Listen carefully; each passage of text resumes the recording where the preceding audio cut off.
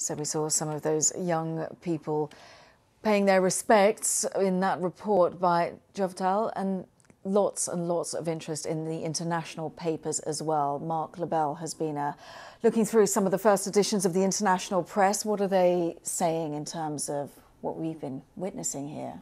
It tributes young and old, near and far. I've got a selection here of the world's media for you, Kasia. Let's have a look at these and where they were featuring the Queen before. Now King Charles III is featuring prominently on the front pages, from Germany and France to Hong Kong and Austria.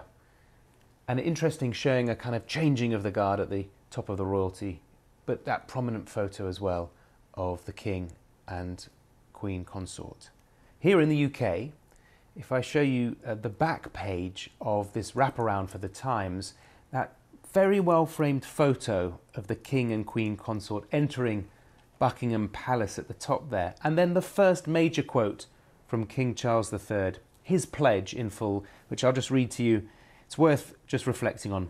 Wherever you may live in the United Kingdom or in the realms and territories across the world, and whatever may be your background and beliefs, I shall endeavour to serve you with loyalty, respect and love. And I think that sums up much of the pledge made in that historic address, the first address by King Charles III, watched by millions both in the UK and many more around the world. And the Express newspaper picks up on the final line of that emotional eulogy, ending with the words from Shakespeare's Hamlet that King Charles chose, "May flights of angels sing thee to thy rest." Words for his mother, but lyrics that featured in Princess Diana's funeral.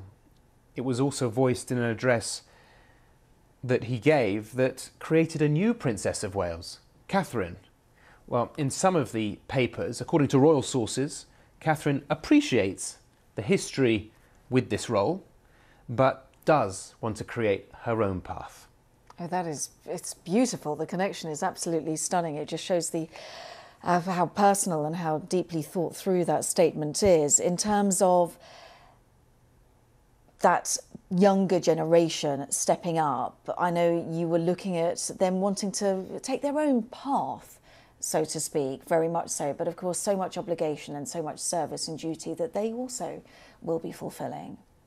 That's right. I mean, many of them, the Prince of Wales, the new Prince of Wales, William, and the Princess of Wales will be looking at how they change their lives and step up to the role. There were hints in the speech from the King that he'd like his charities that he's going to have to step down from looked after.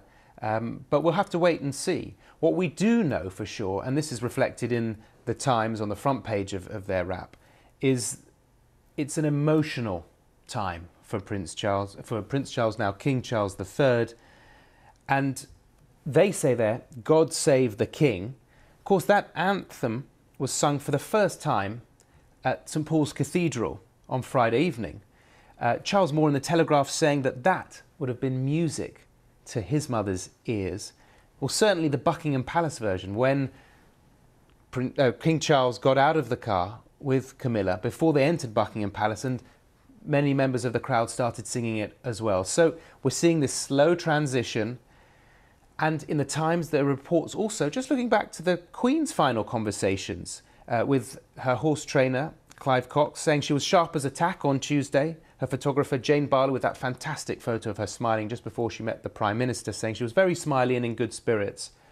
And then we go to The Sun, reuniting Charles with his mother on their front page. They've got "God Save the King" in the masthead, and inside, Charles tells the Sun snapper Arthur Edwards about his loss.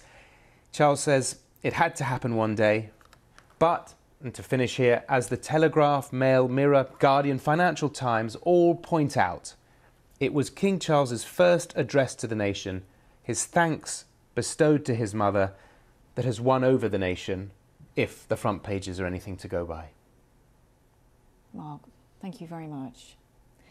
A beautiful look through the morning papers, everybody focusing on the new King. Mark Lebel, thank you.